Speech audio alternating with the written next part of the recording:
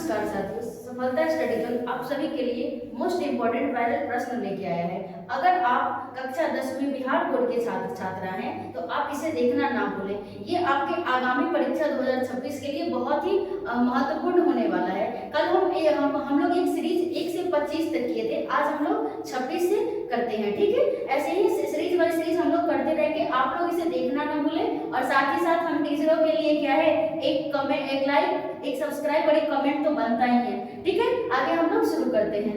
ठीक है, तो आपका क्वेश्चन है, तुम्हारा क्या है माँ? तुम्हारे पास गाय बैल है, पैसा है, तुम्हें क्या मैं पाल सकता हूँ? यह किसने कहा है?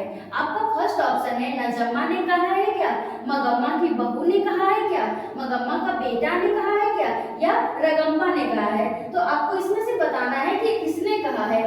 ये चार ऑप्शन आपके स्क्रीन पर दिए हुए हैं, इसमें से किसने कहा है कि तुम्हारा क्या है माँ? तुम्हारे पास गाय है, बैल है, पैसा है, तुम्हें क्या मैं पाल सकता हूँ? तो ये ना ही नजम्मा ने कहा है, ना ही मगम्मा की बहू ने कहा है, ना ही रगम्पा ने कहा है तो कहा किसने? मगम्मा का बेटा ने कहा है। ठीक है, आगे हम लोग देखते हैं नेक्स्ट क्वेश्चन। नेक्स्ट क्वेश्चन है, किस लेखक के कथा साहित्य में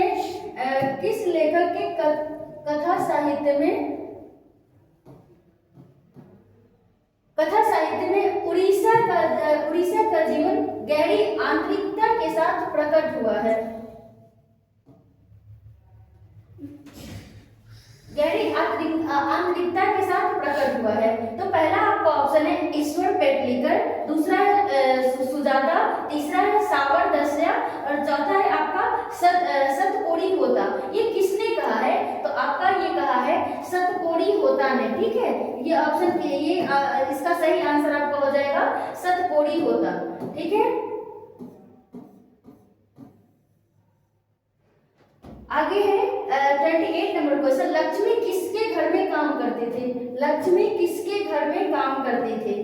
तो लक्ष्मी क्या तहसीलदार के घर में काम करती थी, मुखिया के घर में काम करती थी, सरपंच के घर में काम करती थी, या इनमें से कोई नहीं? तो आपका है लक्ष्मी तहसीलदार के घर में काम करती थी। लक्ष्मी किसके घर में काम करती थी? तहसीलदार के घर में लक्ष्मी काम करती थी। ठीक है, आगे 29 नंबर क्वेश्चन है आपका, धैर्य विश्वास कहानी में लक्ष्मी के पड़ोस का पढ़ाकू लड़का कौन है?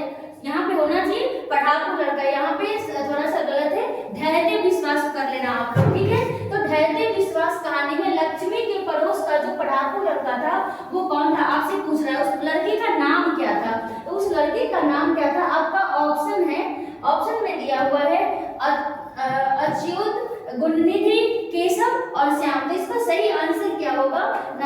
अच्युत नहीं होगा, केशव नहीं होगा, श्याम नहीं होगा, सही आंसर हो जाएगा आपका गुणनिधि। उस बच्चे का नाम था गुणनिधि। ठीक है, आगे हम लोग 30 नंबर क्वेश्चन देखते हैं। मां शीर्षक पाठ के लेखक का नाम क्या है? आपसे पूछा जा रहा है मां शीर्षक पाठ के लेखक का नाम क्या है? मां शीर्षक पाठ के लेखक का नाम क्या है? पहला है सुजाता, दूसरा है सतकोड़ी, तीसरा है ईश्वर पेटलीकर, चौथा है श्रीनिवास। तो इसमें से सही आंसर क्या है हम लोग देखते हैं। मां शीर्षक पाठ के लेखक का नाम क्या है? तो इसमें लेखक का नाम है आपका बता रही हूँ, इस लेखक का नाम है ईश्वर पेटलीकर। ठीक है, सही आंसर ईश्वर पेटलीकर है। मां शीर्षक पाठ के लेखक के नाम क्या है? तो ईश्वर पेटलीकर लेखक के नाम है। ठीक है, आगे है आपका आगे का क्वेश्चन है, माँ जी लोगों को अस्पतालों के लिए किसकी उपमा दी है? माँ जी लोगों को अस्पतालों के लिए किसकी उपमा दी है? घर की उपमा दी है, झोपड़ी की उपमा दी है, गौशालाओं की उपमा दी है, या कैद खाना का उपमा दी है? ठीक है, तो इसका सही आंसर हम लोग देखते हैं कि क्या होगा। घर की उपमा दी है क्या? झोपड़ी की उपमा दी है क्या? गौशालाओं की उपमा दी है क्या? क्या कैद खानों की उपमा दी है? तो सही आंसर हो जाएगा आपका गौशालाओं की उपमा दी है। ठीक है, माँ जी लोगों को अस्पताल के लिए गौशालाओं की उपमा दी है। ठीक है, आगे हम लोग नेक्स्ट क्वेश्चन देखते हैं। नेक्स्ट क्वेश्चन है आपका, पाती के चारों ओर खड़े डॉक्टर ने बारी बारी से आकर किसकी सहायता से उसकी आंखों के भीतर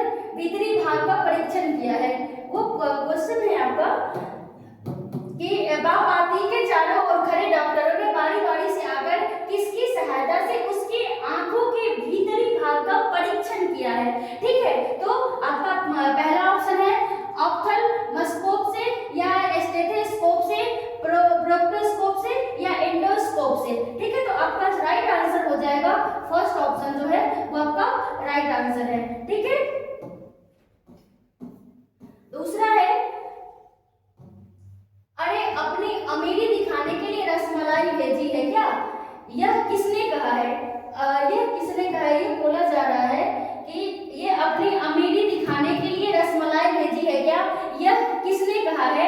तो ये किसने कहा है? तो आपका ऑप्शन है बिज्जू की पत्नी ने, नारायण की पत्नी भवरी ने, कैलाश की पत्नी राधा ने, या इनमें से कोई नहीं। इसका सही आंसर आपका हो जाएगा बिज्जू की पत्नी पुष्पा ने कहा है, ठीक है। बिज्जू की पत्नी पुष्पा ने कहा है कि अरे अपने अमीरी दिखाने के लिए रसमलाई भेजी है, ठीक है।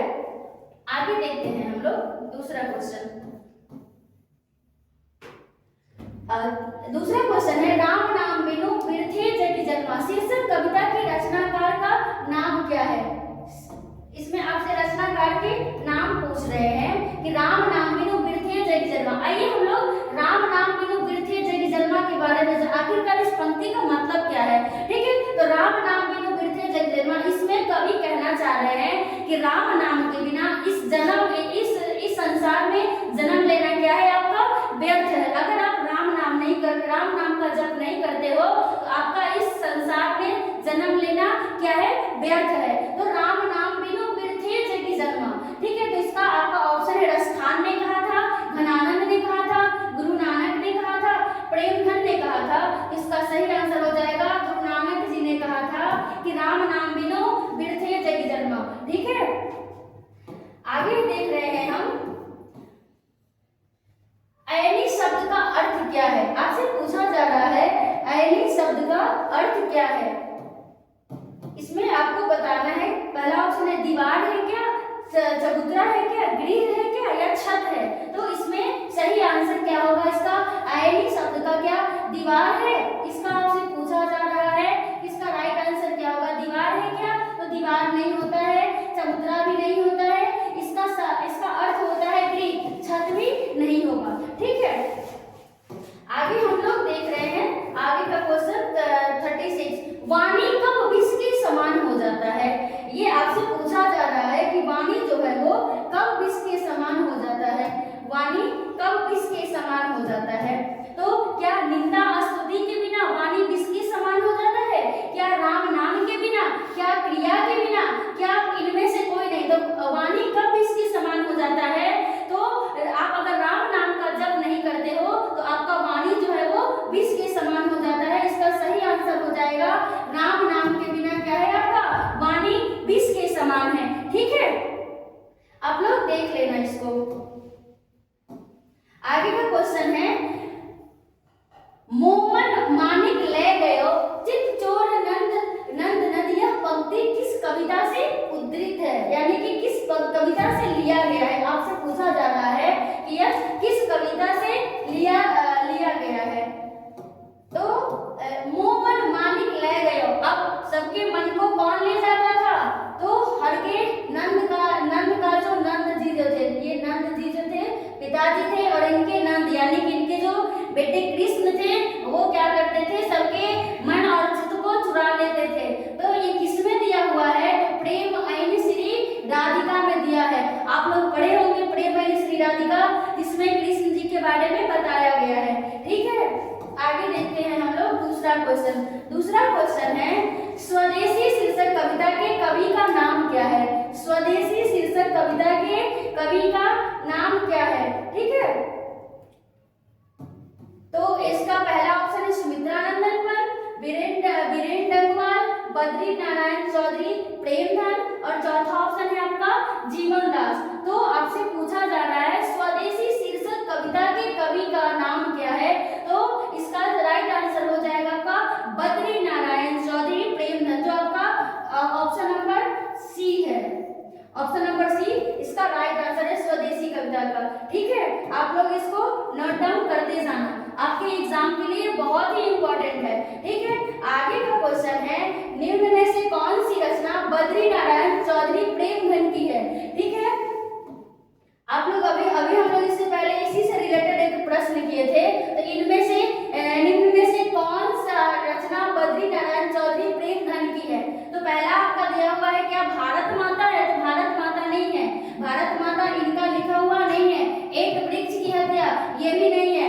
लौटकर फिर आऊंगा, ये भी नहीं है। इसका राइट आंसर क्या है? जीर्ण जनपद, इन्होंने ही लिखा है। ठीक है, आगे देख रहे हैं हम लोग। आगे का क्वेश्चन है आपका, स्वदेशी कविता किससे संकलित है? स्वदेशी कविता किससे संकलित है?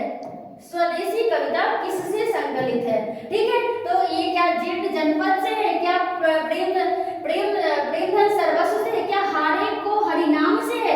क्या परशुराम की प्रतीक्षा से है? स्वदेशी कविता किससे संकलित है? क्या हारे के हरिनाम से है? क्या जीर्ण जनपद से है? क्या ये परशुराम की प्रतीक्षा से है? आप लोग बताओ तो इसका राइट आंसर क्या होगा? आप लोग जरा बताना कि स्वदेशी कविता किससे संकलित है? किससे संकलित है बताना। क्या ये जीर्ण जनपद से है? क्या ये प्रेमधन सर्वस्व से है? क्या हारे के हरिनाम से है? क्या ये परशुराम की प्रतीक्षा से है? अगर आप लोग पढ़े होंगे तो आप लोग बता सकते हो। ठीक है, मैं तो बताऊंगी आगे। पहले इसका राइट आंसर हो जाएगा आपका प्रेमधन सर्वस्व से है। ठीक है, इसका राइट आंसर है। ठीक है, आगे है आपका 41 नंबर क्वेश्चन। 41, सुमित्रानंदन पंत उत्तरांचल के किस जिला के रहने वाले थे? आप लोगों से पूछा जा रहा है कि सुमित्रानंदन पंत उत्तरांचल के किस जिला के रहने वाले थे? आप लोग को मैं इससे पहले इसका आंसर बताने से पहले मैं बता दे रही हूँ, आपसे एग्जाम में 10 से 12 नंबर का प्रश्न कवि परिचय से पूछ लिया जाता है, जिसमें कवि के मृत्यु, कवि का जन्म, कवि का जन्म स्थान, उनके माता पिता, वो जो उनके द्वारा जो लिखा गया हम लोग पाठ पढ़ते हैं, पाठ में यानी कविता या कहानी कुछ भी पढ़ते हैं, वो कहाँ से संकलित है, इत्यादि चीजें आपके एग्जाम में पूछ लिए जाते हैं, जो कि आपके 10 से 12 नंबर के रहते ही रहते हर एग्जाम में देखा गया है। ठीक है, तो आपसे पूछा जा रहा है इनका जन्म किस जिले के रहने वाले थे? ये किस जिले के निवासी थे? तो उत्तरांचल के ये अल्मोड़ा जिला के क्या थे? ये अल्मोड़ा जिला के रहने वाले थे। ठीक है, आगे है आपका, आगे का क्वेश्चन है, भारत माता शीर्षक कविता किस काव्य कृति से ली गई है? भारत माता शीर्षक कविता किस काव्य कृति से ली गई है? आप लोगों से पूछा जा रहा है कि भारत माता शीर्षक कविता किस काव्य कृति से ली गई है? आपका एक पहला ऑप्शन है पल्लव, क्या पल्लव से लिया गया है? क्या वाणी से लिया गया है? क्या ग्राम्य से लिया गया है? क्या ग्रंथि से लिया गया है? क्या ग्रंथि से लिया गया है? तो क्या है इसका राइट आंसर? तो इसका राइट आंसर हो जाएगा ग्राम्य से लिया गया है, ऑप्शन नंबर सी। ठीक है, ग्राम्य यानी कि ये ग्राम्य क्या है आपका? ये तत्सम रूप है और इसका तद्भव रूप आपका गांव हो जाएगा। ठीक है, आगे 43 नंबर क्वेश्चन, कवि रामधारी सिद्धिनकर को किस रचना पर ज्ञानपीठ पुरस्कार प्राप्त हुआ था? आपसे पूछा जा रहा है रामधारी सिद्धिनकर को किस रचना पर ज्ञानपीठ पुरस्कार प्राप्त हुआ है? क्या ये प्राणभंग पे हुआ है? क्या रेणुका पे हुआ है? क्या हुंकार पे हुआ है? क्या उर्वशी पे हुआ है? तो इनको ज्ञानपीठ पुरस्कार, ये जो ज्ञानपीठ पुरस्कार है वो रामधारी सिद्धिनकर को उर्वशी पर मिला है ज्ञानपीठ पुरस्कार। ये भी पूछ लिए जाते हैं आपके कवि परिचय से 10 से 12 नंबर के क्वेश्चन में आप लोगों से कि किस कविता पे, किस कहानी पे, किस संग्रह पे इनको ज्ञानपीठ पुरस्कार दिया गया है। तो ये आपसे पूछ लिया जाता है एग्जाम में, तो आप लोग इसको देखते रहना। जितने भी कविता में, कविता या कहानी के कवि परिचय है, आप लोग उसको बड़े सटीकता के साथ, बड़े ही ध्यान से उसको पढ़ते रहना। आप लोगों का 10 से 12 नंबर उससे रहता ही रहता है। आगे का क्वेश्चन है, ये इसमें एक कविता के पंक्ति में से दिया गया है, पंक्ति में से, कविता के पंक्ति में से दिया गया है। एक मिनट,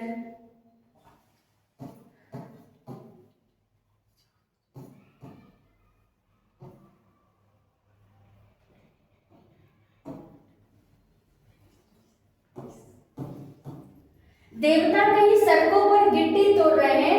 आपको दिया गया है कि देवता कहीं सड़कों पर गिट्टी तोड़ रहे हैं, देवता मिलेंगे खेतों में, खलिहानों में। यह पंक्ति किस कविता से ली गई है? ये पूछा जा रहा है कि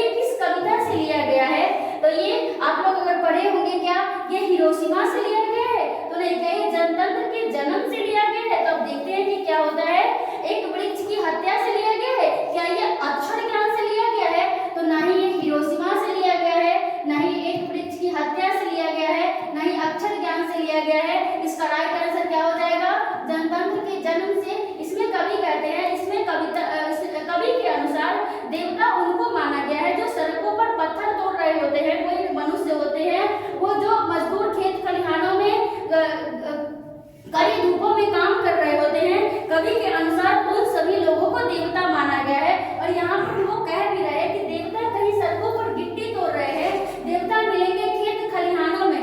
आप बेशक घर में बैठे होते हो, लेकिन उस समय आपके घर के कोई बड़े सदस्य होते हैं, वो कड़ी दोपहर में भी जाके खेतों खलिहानों में काम कर रहे होते हैं, तो सही में देवता उसे माना जाता है। ठीक है।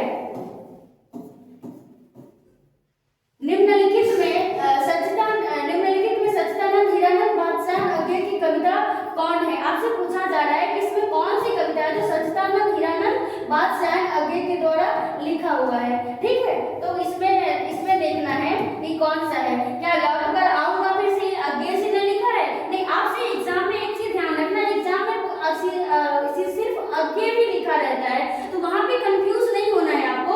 ये सच्चिदानंद हीरानंद बादशाह अज्ञे ही है। ठीक है, अज्ञे अगर सिर्फ रहे, क्योंकि इतना बड़ा नाम अगर लिखा जाए तो एक पंक्ति में पूरा हो जाएगा, तो ये इससे घबराना नहीं कि अज्ञे कौन है। अज्ञे के बारे में हम जान ही नहीं रही, इनका शॉर्ट नेम है।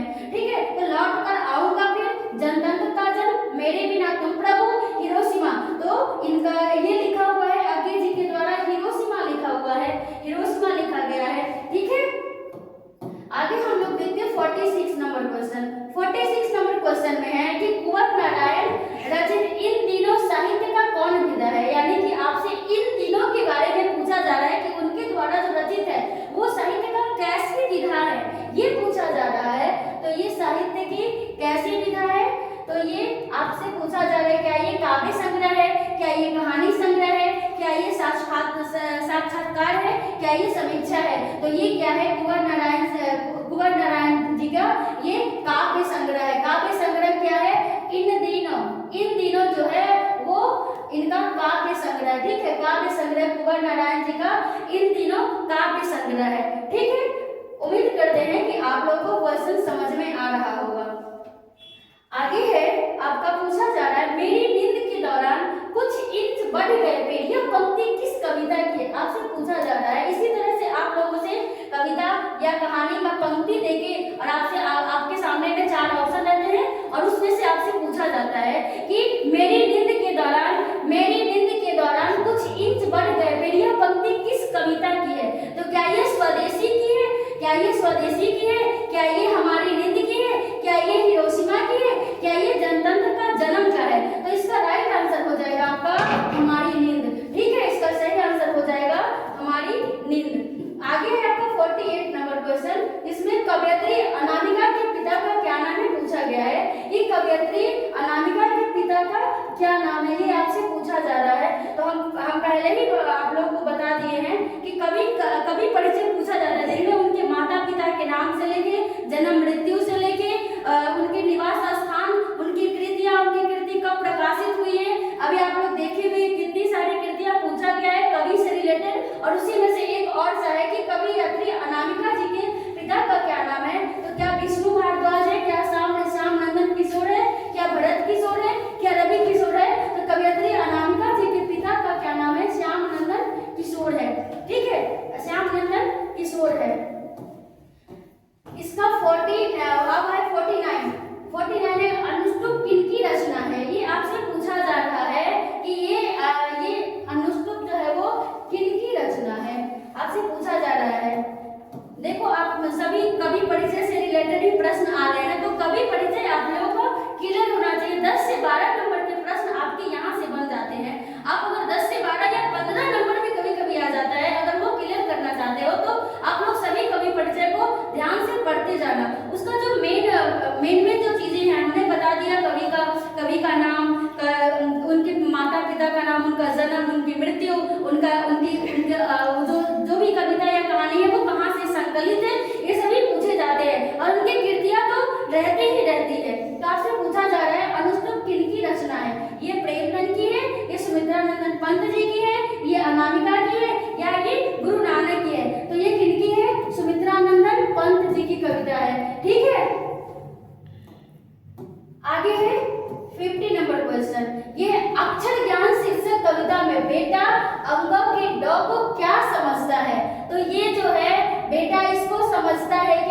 पढ़े होंगे, इसको समझता है माँ, इसको समझता है माँ, और उसके वो समझता है कि उनकी गोद में ये बैठा हुआ बेटा है, तो इसको वो क्या समझता है, माँ समझता है। और इसको क्या समझता है, ये बिंदु जो है इसको ये बेटा समझता है, ये बच्चा समझता है। माँ के गोद में कौन बैठा हुआ है, तो बच्चा बैठा हुआ है, ये समझता है। तो इसका राइट आंसर क्या हो जाएगा, माँ हो जाएगा। ठीक है, हम लोग अब इस सीरीज को खत्म कर रहे हैं, 50 तक हम लोगों का हो गया। आगे हम लोग फिर से नेक्स्ट वीडियो में करेंगे। ठीक है, हेलो बच्चों, आज का क्लास काजल मैम का कैसा रहा आप लोगों को? अगर अच्छा क्लास लगा है तो लाइक कमेंट देते रहिए, इससे काजल मैम का हौसला बुलंद रहेगा। और नेक्स्ट क्लास में काजल मैम फिर से, और हम लोग फिर से मिलते हैं नेक्स्ट सीरीज में। आज के लिए इतना ही, धन्यवाद।